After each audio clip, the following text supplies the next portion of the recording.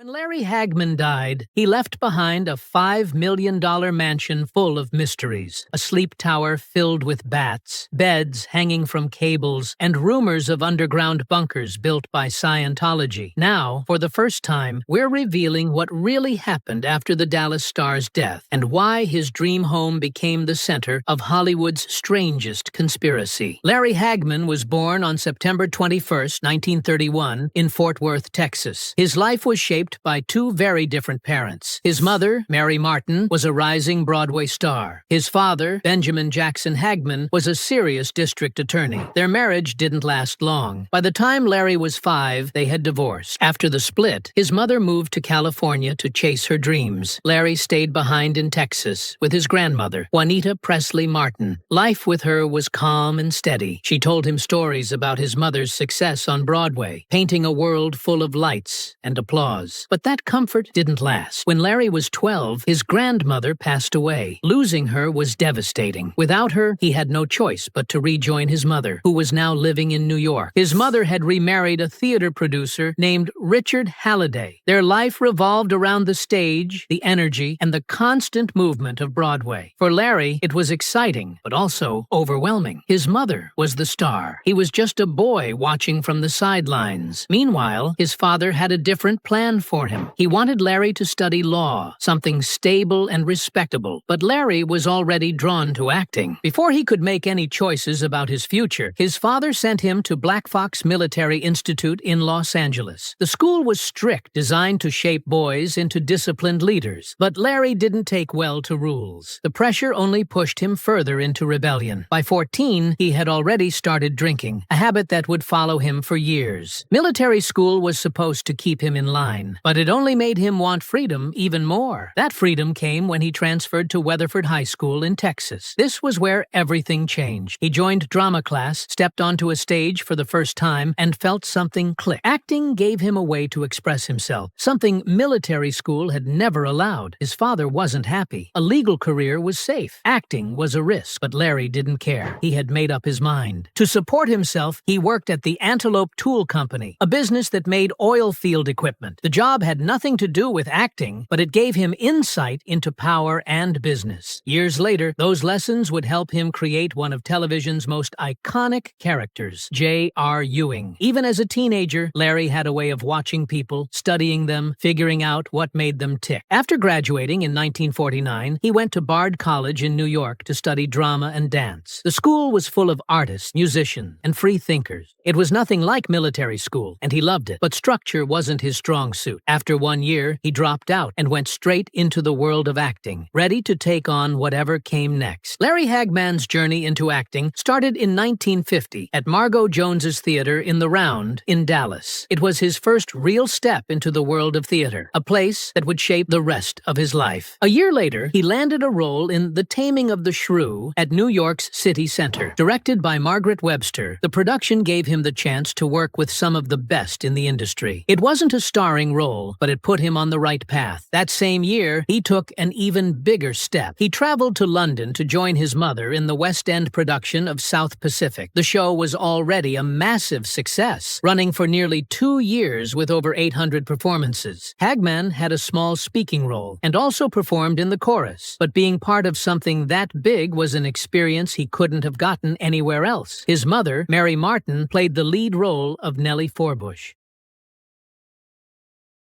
To what it really meant to be a professional actor, he learned by watching, listening, and doing. In 1952, just as he was finding his footing in the theater world, he was drafted into the U.S. Air Force. His service could have pulled him away from acting completely, but instead, it sent him down a different path. He was stationed in London, where he became part of the Special Services, a unit that entertained American troops. He didn't just perform. He produced and directed shows, traveling across Europe to bring live entertainment to servicemen. He was learning how to manage productions, work under pressure, and put together performances that connected with an audience. The Air Force also changed his life in another way. While stationed in London, he met Maj Axelsson, a Swedish clothing designer. The two fell in love and married in 1954. By the time Hagman finished his service in 1956, he had not only gained valuable experience, but had also started a family. Returning to New York, he jumped right back into acting. He performed in both Broadway Broadway and off-Broadway productions, including Comes a Day and The Nervous Set. His official Broadway debut came in 1958 with God and Kate Murphy. Television was starting to become a bigger part of the entertainment industry, but Hagman never fully stepped away from theater. It remained a constant in his career, a place where he could always return. His first steady job in television came in the early 1960s when he joined the soap opera The Edge of Night. He played a recurring role from 1961 to 1963. Working on a soap opera was demanding. It required quick memorization, emotional performances, and the ability to keep up with fast-moving storylines. It was a crash course in television acting. Then, in 1965, everything changed. He landed the role of Major Tony Nelson in I Dream of Jeannie. The show paired him with Barbara Eden, who played a mischievous Jeannie determined to make his life as chaotic as possible. The chemistry between them was instant. The show became a hit, running for 5 seasons and turning Hagman into a familiar face in homes across the country. The story started with Tony, a U.S. Air Force captain, crash landing on a deserted island during a space mission. While exploring, he found an old bottle and popped the cork, not expecting what would happen next. A cloud of pink smoke poured out, and suddenly, there she was, Jeannie, a 2,000-year-old Jeannie played by Barbara Eden. From that moment, his life was never the same. Jeannie was head over heels for Tony from the start, calling him master and doing everything she could to make him happy. The problem was, her idea of helping usually made things worse. She turned simple situations into chaos with her magic, leaving Tony to cover up her tricks before anyone found out. He wanted a normal life and a successful career in the Air Force, but that was nearly impossible with Jeannie around. No matter how many times he told her to stay out of trouble, she always found a way to make things interesting. Hagman played Tony as the serious, rule-following officer who was always one step away from losing his mind. His ability to react to Jeannie's wild ideas with frustration and disbelief made the show even funnier. Over time, Tony's feelings for Jeannie started to change. At first, he saw her as a handful, someone he had to manage. But as the seasons went on, he softened. By the 5th season, the two got married, a decision that split fans. Some thought it was a natural progression, while others believed it ruined the chemistry that made the show so fun to watch. When I Dream of Jeannie premiered in 1965, it quickly became a hit. NBC wanted a show that could compete with Bewitched, and they got exactly that. Viewers loved the magical mischief, and the show landed in the Nielsen Top 30 within its first season. But for Hagman, the success wasn't always easy. After the show ended in 1970, he struggled to move past the role. Hollywood saw him as Major Nelson, and getting cast in something different wasn't easy. Off-screen, things were far from perfect. While Hagman and Barbara Eden had great chemistry on camera, behind the scenes, he was unpredictable. He wasn't happy with the scripts, and felt like Eden's character had more attention than his own. Frustrated and overwhelmed, he turned to alcohol and drugs. His behavior became a problem for the cast and crew, and his on-set antics became legendary. Some days, he showed up drunk. Other times, he took LSD before filming. He once arrived wearing a gorilla suit just to mess with everyone. Another time, he grabbed an axe and started shouting at the crew. But the most shocking moment came when he urinated on the set furniture out of frustration. Eden later admitted that working with Hagman could be difficult. His mood swings and unpredictable outbursts made filming challenging, but she always respected him as a friend and actor. The situation got so bad that NBC brought in a therapist to help, though the plan backfired when the therapist actually encouraged Hagman's drug use, thinking it would help him relax. At one point, executives considered firing him, but they knew the show wouldn't work without him. Years later, Hagman looked back on that time with regret. His drinking and drug use had hurt his career, his health, and his relationships. But despite everything, his performance on screen never suffered. No matter what was happening behind the scenes, he delivered. Beyond the drama, I Dream of Jeannie left a lasting impact. The show came out during the 1960s, a time when traditional gender roles were being questioned. On the surface, Jeannie seemed like the perfect example of a woman who existed only to serve her man. But in reality, she was the one with the power. She could make anything happen with a blink, and Tony, despite being in charge, spent most of his time trying to control the chaos she created. Not everything about the show aged well. Jeannie's costume and backstory played into outdated stereotypes, romanticizing Middle Eastern culture in a way that Hollywood had done for years. But even with its flaws, the show remained a favorite for decades. The magic might have been fictional, but the impact it left on television was very real. Larry Hagman was already a well-known actor before Dallas came along, but nobody expected how much one role would change everything. Before stepping into the world of ruthless oil deals and family feuds, he was the charming astronaut Major Nelson in I Dream of Jeannie. That show was lighthearted and full of magic tricks. Dallas was the complete opposite. It was drama, betrayal, and power struggles. And at the center of it all was J.R. Ewing, the man people loved to hate. J.R. wasn't just another TV villain. He was charming, ruthless, and always one step ahead. Hagman played him so well that audiences forgot he had ever been a comedic actor. Even his co-star, Patrick Duffy, admitted that the whole cast ended up riding Hagman's coattails for over a decade. What made J.R. so unforgettable was how unpredictable he was. He could be cruel one moment and completely likable the next. Hagman later revealed that he based J.R. on real-life experiences. He once worked on a Texas farm under a tough boss and used that memory to shape the character's attitude. He also borrowed a few traits from a role he had in the film Stardust. Whatever his inspiration was, it worked. J.R. quickly became the most important character on the show, turning Dallas into a worldwide phenomenon. It aired in over 90 countries, and even members of the British royal family were fans. South Fork Ranch, the Ewings' famous estate, became a real tourist attraction, but nothing compared to what happened in 1980, when Dallas delivered one of the biggest TV moments of all time. The episode A House Divided ended with J.R. getting shot by an unknown attacker. That single moment set off a wave of excitement like never before. Everyone wanted to know who pulled the trigger. It wasn't just a TV cliffhanger, it became a global obsession. People wore Who Shot J.R. shirts. Politicians made jokes about it. In Turkey, lawmakers reportedly paused parliamentary sessions just to watch the big reveal. When the episode Who Done It finally aired, 83 million Americans tuned in to see the answer. Kristen Shepard, J.R.'s sister-in-law and former mistress, was revealed as the shooter. It was a television event like no other. The episode became one of the most watched in history, with a staggering 53.3 Nielsen rating. That meant more than half of all TV-owning households in the U.S. were watching. But for Hagman, the real game was happening off-screen. His contract was up for renewal, and he knew Dallas couldn't afford to lose. J.R. Hagman played his cards perfectly. He left for London with his family while negotiations were still going on, making it clear he was willing to walk away. At one point, producers even discussed writing J.R. out of the show, but deep down they knew they couldn't. Hagman won before the Who Shot J.R. craze. He was earning $15,000 per episode. After the negotiations, his salary jumped to $100,000 per episode. By the end of Dallas, he was making $250,000 per episode, making him one of the highest-paid actors on TV. He also secured a share of Dallas merchandise profits, something almost unheard of at the time. Larry Hagman's return to Dallas in 2012 was something no one expected but everyone wanted. At 80 years old and fighting cancer, he stepped back into the role of J.R. Ewing like he had never left. The TNT reboot premiered on June 13, 2012, and over 8 million people tuned in that first week. It became the biggest scripted cable premiere of the year. Hagman didn't just play J.R. again. He made him even better. He was just as sharp, just as ruthless, but now with new layers that made him even more compelling. Critics praised him for adding depth to a character he had already made legendary. Filming wasn't easy. He had been diagnosed with throat cancer in 2011 and was going through chemotherapy while working on the show. But he didn't slow down. He kept showing up, delivering every line with the same energy that made J.R. an icon. Then, in November 2012, during production for Season 2, he passed away. His death was a huge loss, not just for the show, but for television history. The writers knew they had to honor him the right way. Episode 8 of Season 2 became J.R. Ewing's funeral. It wasn't just a scene, it was a goodbye to both the character and the man who played him. Fans felt it. The cast felt it. It was the kind of tribute that didn't need words to explain why Hagman was irreplaceable. Outside of television, Hagman proved he could take on serious film roles. In Nixon, 1995, directed by Oliver Stone, he played Jack Jones, a billionaire whose wealth and power had corrupted everything around him. The character wasn't based on a real real person, but the performance felt like a reflection of something true. It had echoes of J.R., but with a darker, more unsettling edge. In Primary Colors, 1998, he played Governor Fred Picker, a straight-talking politician with a troubled past. He was up against a star-studded cast that included John Travolta and Emma Thompson, yet he stood out. His character was a moral contrast to the film's ethically questionable lead, and he played it with the perfect mix of charm and quiet intensity. The role showed he wasn't just a TV actor. He could take on complex characters in stories that tackled power and ambition in a way that felt real. Even late in his career, he still found ways to surprise people. In 2011, he made a guest appearance on Desperate Housewives, playing Frank Kaminsky, a loud and obnoxious love interest for Lynette Scavo's mother. It was only 2 episodes, but it was classic Hagman. Funny, a little over the top, and impossible to ignore. He hadn't even watched the show before taking the role, but his granddaughter convinced him to do it. That appearance ended up being one of his last roles before returning to Dallas. Meanwhile, Larry Hagman and Maj Axelson had a marriage that lasted nearly 60 years. It wasn't just long, it was built on resilience. They met in the early 1950s at an Air Force supply station through a mutual friend. Maj was a Swedish dress designer who had moved to London for her career.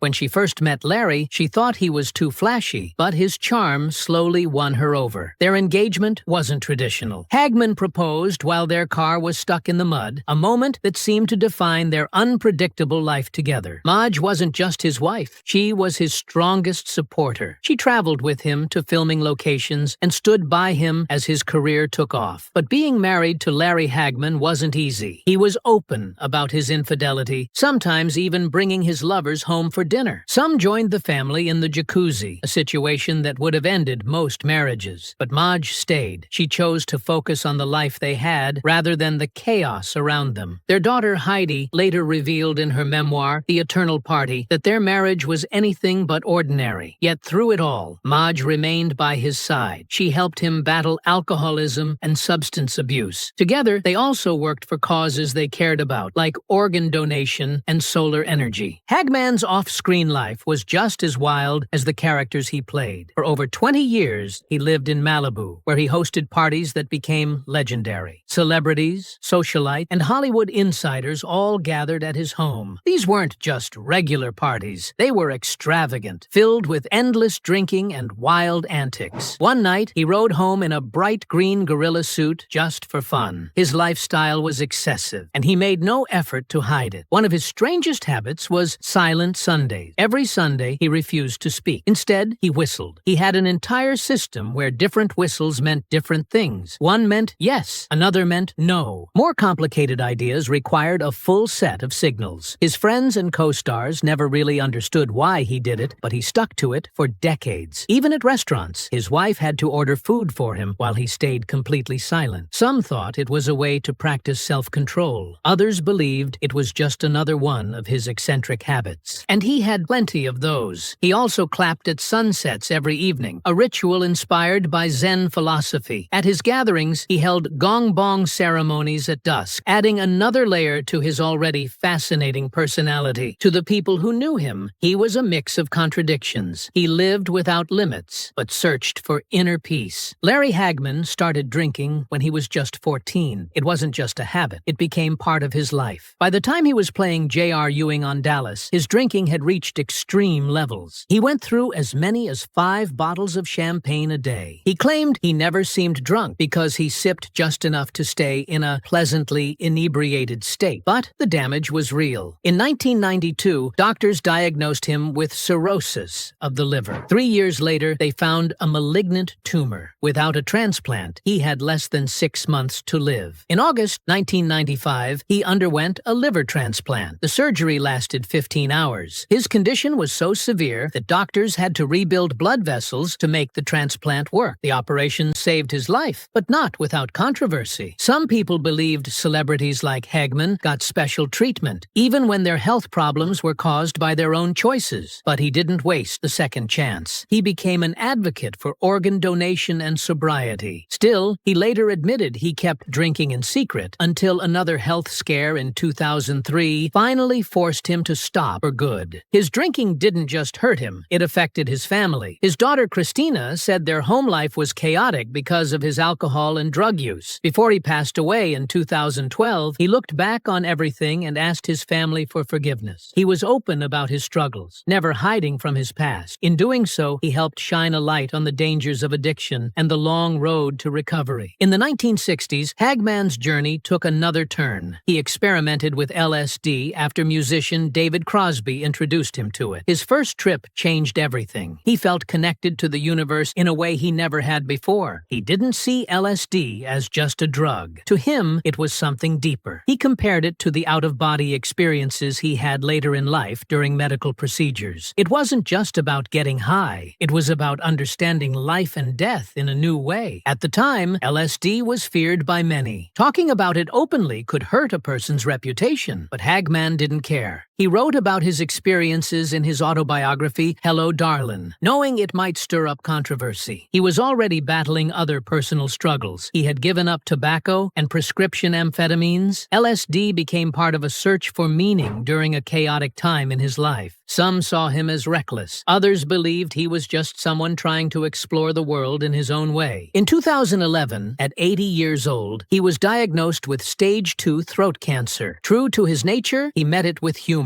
He joked that J.R. Ewing could get away with anything, but even he couldn't escape cancer. He kept working despite the illness. While undergoing treatment, he continued filming the Dallas reboot. He finished most of the second season before his health started to fail. By mid-2012, doctors declared his cancer in remission, but it didn't last. He was soon diagnosed with myelodysplastic syndrome, which turned into acute myeloid leukemia. On November 23, 2012, he passed away in Dallas, the city that had made him a television legend. His co-stars shared memories of the man behind J.R. Linda Gray, called him her best friend. Patrick Duffy spoke about how Hagman had always been there for him. His daughter Heidi described him as flawed but loving. Christina wrote about their complicated relationship in her book, The Eternal Party. He was larger than life, but those closest to him knew the real man, the one who struggled, the one who searched for meaning, and the one who, in the end, tried to make peace with his past. Larry Hagman and his wife Madge started building their dream home in 1987. 4 years later, it was finished. They called it Heaven, and it truly was. Sitting high on Sulphur Mountain in Ojai, California, the estate had a view that stretched for miles. The Pacific Ocean, the Channel Islands, endless valleys. It was peaceful, private, and exact what they had dreamed of. The property covered 43 acres, filled with citrus and avocado trees. There were vegetable gardens, over 400 rose bushes, and even chicken. The estate was partly self-sufficient, providing fresh food straight from the land. Its remote location made it nearly impossible for strangers to wander in. The Hagmans valued their privacy, and Heaven gave them exactly that. The house itself was a masterpiece, a Mediterranean-style mansion with 3 wings built around a courtyard. It was massive, 23,000 square feet, but designed to feel warm and inviting. There were 9 bedrooms, 9 bathrooms, and 5 fireplaces. The grand living room had a retractable roof that opened to the sky. Right below it, a saltwater lap pool stretched across the floor. The ceilings rose 28 feet, making the space feel even larger. When they hosted parties, up to 200 guests could comfortably fit inside. But Heaven wasn't just about beauty. It was also built to be ahead of its time. In 2003, Hagman installed one of the largest residential solar power systems in the country. The 94-kilowatt array cost $750,000, but it changed everything. His electricity bill, which had been $37,000 a year, dropped to just $13. The system even generated extra power that was sold back to the grid. Water came from on-site wells, and fresh fruit grew in the orchards. The estate wasn't just luxurious, it was self-sustaining. Hagman believed in solar energy so much that he didn't stop with his own home. He donated solar panels to 6 families in Los Angeles, inspiring other celebrities like Brad Pitt and Edward Norton to do the same. He wasn't just thinking about the future of his own property, he was trying to make a difference. There were other features that made Heaven even more unique. A private helipad sat on the grounds, but it wasn't just for convenience. In exchange for permission to build it, Hagman installed a water system that firefighting helicopters could use in an emergency. In 1996, a wildfire surrounded Heaven, and that system proved invaluable. Helicopters used water from Hagman's pools to battle the flames, helping save the estate from destruction. And then there was the sleep tower. Suspended 36 feet in the air, held up by cables, it was built for one purpose: stargazing. Ojai had some of the clearest skies in California, untouched by city light. At first, Hagman loved sleeping up there under the open sky, but over time, he stopped using it. Guests, however, couldn't get enough of it. After parties and late-night gatherings, many would climb up and spend the night under a blanket of stars. But there was one problem. Bats had moved in. Guests often found them nesting in the rafters, adding an eerie twist to the tower's charm. Hagman didn't seem to mind. He had a way of laughing off things that would bother most people. On more than one occasion, he simply brushed bat droppings off the mattress and invited guests to sit. Visitors often ended up helping clean up, but despite the mess, the tower remained a favorite spot. The view was too stunning to resist, and on clear nights, the sky stretched endlessly above, untouched by city lights. The bats were just one part of the wildlife that roamed Heaven. Cougars, bears, and coyotes were regular visitors. The estate, for all its luxury, sat right in the middle of nature. But that was part of its magic. Hagman embraced it all, seeing beauty even in the things that others might find inconvenient. Inside the house, things were just as strange. In his bedroom, a bed hung from cables, suspended 36 feet in the air. It wasn't just for look. The design let it sway gently with the breeze, giving the feeling of floating. Throughout the house, bizarre artwork filled the walls. Some pieces were surrealist paintings, others were sculptures with strange shapes and unexpected designs. Nothing was ordinary. Every piece had a story, and Hagman loved using them to start conversations at his famous parties and fundraisers. After Hagman passed away in 2012, the house revealed another side of him. Family photos covered the walls, showing not just his Hollywood life, but also the deep bond he shared with his wife Madge Axelson and their children. Memorabilia from Dallas was everywhere, including portraits of Jock Ewing, the fictional patriarch of the Ewing family. The role of J.R. Ewing had made Hagman a television legend, and the reminders of it were impossible to miss. Among his belongings were handwritten notes. Some were letters, others were thoughts about life, fame, and the lessons he had learned. They offered a glimpse into a man who had changed over the years. He had gone from Hollywood wildcard to a passionate advocate for organ donation after his liver transplant in 1995. In 2013, Larry Hagman's estate, known as Heaven, was sold for $5 million